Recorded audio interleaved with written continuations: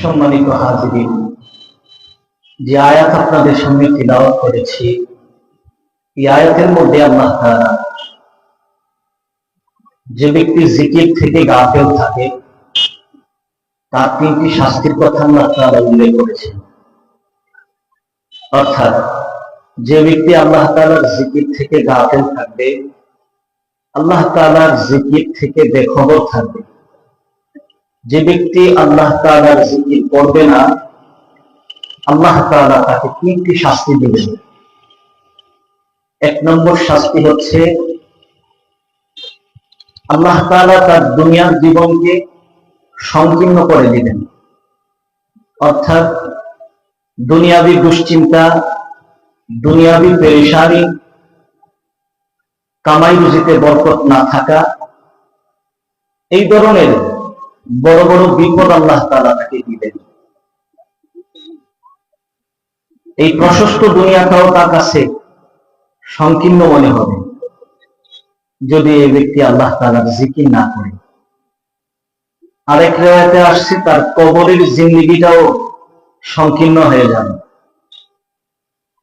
যখন তাকে কবরে রাখা হবে, কবর দুই দিক থেকে এমন করে চাপ দিবে, ডান পাজরের হাত বাম পাজরের ভিতরে ঢুকে যাবে।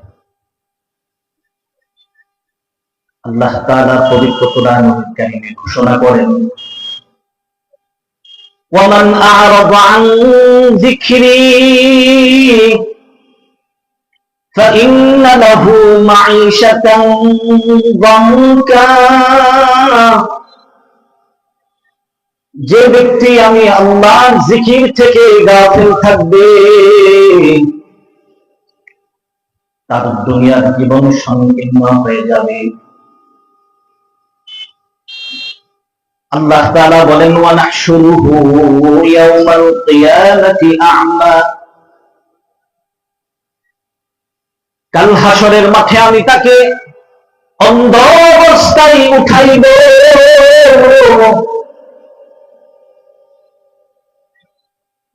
হাসরের মাঠে ওই ব্যক্তি বলতে থাকবে, রব্বি লিমা হাশারতানি আ'মা ওয়া লাকাদ কুনতু বাসীরা। ও আমার আল্লাহ, আপনি আমাকে কেন অন্ধ অবস্থায় উঠাইছেন, অথচ আমি দুনিয়াতে চক্ষুষ্মান ছিলাম। আল্লাহ তাআলা বলবেন, কাযালিকা আতাতকা আয়াতুনা ফানাসিতাহা। দুনিয়ার মধ্যে আমার কোরআনের আয়াত তোমার কাছে এসেছিল, তুমি আমার আয়াতকে ভুলেছিলে, এই জন্য আজকের এই দিনেও তোমাকে ভুলে যাওয়া হলো। আল্লাহ তাআলার জিকির থেকে গাফিল থাকলে, আল্লাহ তাআলার জিকির না করলে আল্লাহ তাআলা বান্দাকে তিন ধরনের শাস্তি দিবেন। এক নম্বর শাস্তি, দুনিয়ার জীবন তার জন্য সংকীর্ণ হয়ে যাবে। দুই নম্বর শাস্তি, হাসরের মাঠে বান্দা অন্ধ অবস্থায় দাঁড়াবে, চোখে কোনো কিছুই দেখবে না। তিন নম্বর শাস্তি, আল্লাহ তাআলা বলেন হাসরের মাঠে আল্লাহ তাআলা তাকে ভুলে যাবেন। আর হাসরের মাঠে যদি আল্লাহ তাআলা কোন বান্দাকে ভুলে যান, ওই বান্দার জাহান্নাম ছাড়া কোনো উপায় নাই। এই আয়াত থেকে বোঝা গেল আল্লাহ তাআলা জিকির না করলে তিন ধরনের শাস্তি আল্লাহ তাআলা দিবেন। আর আল্লাহ তাআলা জিকির করলে আল্লাহ তাআলা এই তিন ধরনের শাস্তি থেকে মুক্তি দিবেন। এই তিনটি শাস্তি থেকে বাঁচার জন্য একটা মেডিসিন, তার নাম হচ্ছে জিকিরুল্লাহ, আল্লাহ তাআলার জিকির। জিকির কাকে বলে? জিকিরের শাব্দিক অর্থ হচ্ছে আল্লাহ তাআলার স্মরণ। আর পরিভাষায় পাঁচটি জিনিসকে জিকির বলা হয়। শুনো, তাসবিহ, তাহলিল পড়ার নাম কিন্তু জিকির না। সুবহানাল্লাহ, আলহামদুলিল্লাহ, ওয়া লা ইলাহা ইল্লাল্লাহ, আল্লাহু আকবার, এই তাসবিহ পড়ার নামই শুধু কিন্তু জিকির না। এটা জিকিরের একটা অর্থ। জিকিরের 5টি উদ্দেশ্য। আল্লাহ তাআলার এই 3টি শাস্তি থেকে যদি কোনো ব্যক্তি বাঁচতে চায় তাহলে তাকে জিকির করতে হবে। আর জিকিরের 5টি উদ্দেশ্য, অর্থাৎ 5টি কাজ করলে আল্লাহ তাআলা এই ভয়াবহ 3টি শাস্তি থেকে তার বান্দাদেরকে নাজাত দিবে। জিকিরের 1 নম্বর উদ্দেশ্য হচ্ছে তাসবিহ। তাসবিহ তাহলিল পড়ার নাম জিকির।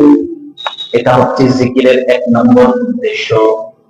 সুবহানাল্লাহ, আলহামদুলিল্লাহ, ওয়া লা ইলাহা ইল্লাল্লাহ, আল্লাহু আকবার। জিকির এমন একটা ইবাদত, জান্নাতের মধ্যে নামাজ থাকবে না, রোজা থাকবে না, হজ থাকবে না, যাকাত থাকবে না, জান্নাতের মধ্যে একটা ইবাদত 24 ঘন্টা থাকবে, যে ইবাদতের নাম হচ্ছে জিকির।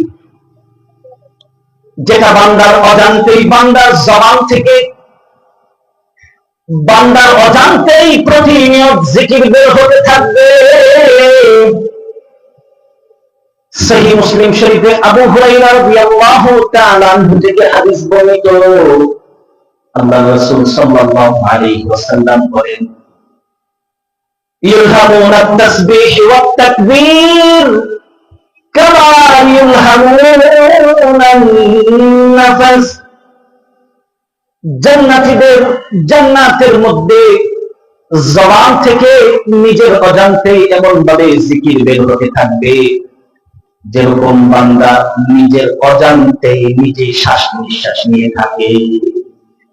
বান্দা যেমন শ্বাস নিঃশ্বাস নেয়, নিজে বলতে পারে না কখন নিতেছে কখন ছাড়তেছে, ঠিক জান্নাতীদের মুখ থেকেও সুবহানাল্লাহ, আল্লাহু আকবার জিকির নিজের অজান্তে নিজের জবান থেকে বের হবে। আল্লাহর হাবিব বলেন, আরবাউন আফদালুল কালাম, 4টি জিকির হচ্ছে শ্রেষ্ঠ জিকির। সুবহানাল্লাহ, আলহামদুলিল্লাহ, ওয়া লা ইলাহা ইল্লাল্লাহ, আল্লাহু আকবার। আল্লাহর হাবিব বলেন এই 4টি জিকির হচ্ছে শ্রেষ্ঠ জিকির। সুবহানাল্লাহ, মান ক্বালা সুবহানাল্লাহ গুরসাত লাহু নাখলাতুন ফিল জান্নাহ। আল্লাহর হাবিব বলেন যে ব্যক্তি একবার সুবহানাল্লাহ বলবে, জান্নাতের মধ্যে আল্লাহ তাআলা তার জন্য একটা গাছ নির্মাণ করবেন। সুবহানাল্লাহ, এই গাছটা কেমন হবে, কত বিশাল হবে? আল্লাহর রাসূল বলেন দ্রুতগামী একটা ঘোড়াও যদি 500 বছর এই গাছের ছায়ার নিচে দৌড়ায়, এই গাছের ছায়া শেষ হবে না। আল্লাহর হাবিব বলেন, মান ক্বালা আলহামদুলিল্লাহ, যে ব্যক্তি আলহামদুলিল্লাহ বলবে, তামলাউল মিজান, মিজানের পাল্লা ভর্তি নেকি আল্লাহ তাআলা তাকে দিবেন। ওয়া মান ক্বালা সুবহানাল্লাহি ওয়া বিহামদিহি, আর যে ব্যক্তি সুবহানাল্লাহি ওয়া বিহামদিহি এটা একসাথে বলবে, তামলাআনি মা বাইনাস সামাওয়াতি ওয়াল আরদ, আসমান জমিনের ফাঁকা জায়গা ভর্তি নেকি আল্লাহ তাআলা বান্দার আমলনামায় দিবেন। আল্লাহর হাবিব বলেন, মান ক্বালা আল্লাহু আকবার খায়রুম মিনাদ দুনিয়া ওয়া মা ফিহা। হযরত ওমর রাদিয়াল্লাহু তাআলা বলেন, আল্লাহর রাসূল বলেন, যে ব্যক্তি একবার আল্লাহু আকবার বলবে, আল্লাহু আকবার দাম এত বেশি, খায়রুম মিনাদ দুনিয়া ওয়া মা ফিহা, দুনিয়া এবং দুনিয়ার মধ্যে যা কিছু আছে এর চেয়ে উত্তম বদলা আল্লাহ তাআলা তাকে দান করবেন। আল্লাহ রাসূল বলেন, মান ক্বালা লা ইলাহা ইল্লাল্লাহ, যে ব্যক্তি লা ইলাহা ইল্লাল্লাহ পড়বে দাখালাল জান্নাহ, সেই ব্যক্তি জান্নাতে প্রবেশ করবে। লা ইলাহা ইল্লাল্লাহ এত বেশি হযরত নূহ আলাইহিস সালাতু ওয়াস সালাম মৃত্যুর পূর্ব মুহূর্তে সন্তানকে ডাক দিয়ে বলেন, ইয়া বুনাইয়া ইন্নী উসিকা বিইসনাতাইন ওয়া আনহাকা আন ইসনাতাইন, ও হে আমার সন্তান, মৃত্যুর পূর্ব মুহূর্তে আমি তোমাকে দুইটি কাজের ওসিয়ত করতেছি। এক নম্বর হচ্ছে তুমি বেশি বেশি পড়বা লা ইলাহা ইল্লাল্লাহ, লা ইলাহা ইল্লাল্লাহর জিকির বেশি বেশি করবা। সন্তান আমার, তুমি কি জানো লা ইলাহা ইল্লাল্লাহর দাম কত বেশি? লাউ আন্না আস-সামাওয়াতি আস-সাবআ ওয়াল আরদিনা আস-সাবআ কুল্লা হালকাতান মুবাহানাতান ওয়াসামাতহুন্না লা ইলাহা ইল্লাল্লাহ, সাত আসমান আর সাত জমিনকে যদি একটা গুণাগার বৃত্তে রাখা হয়, আর তুমি যে লা ইলাহা ইল্লাল্লাহ বলছো, এই লা ইলাহা ইল্লাল্লাহ কি যদি সাত আসমান আর সাত জমিনের উপর রেখে দেওয়া হয়, লা ইলাহা ইল্লাল্লাহ ওজনে সাত আসমান আর সাত জমিন ভেঙে বয়ে চৌচির হয়ে যাবে। লা ইলাহা ইল্লাল্লাহ জিকির এত দামি।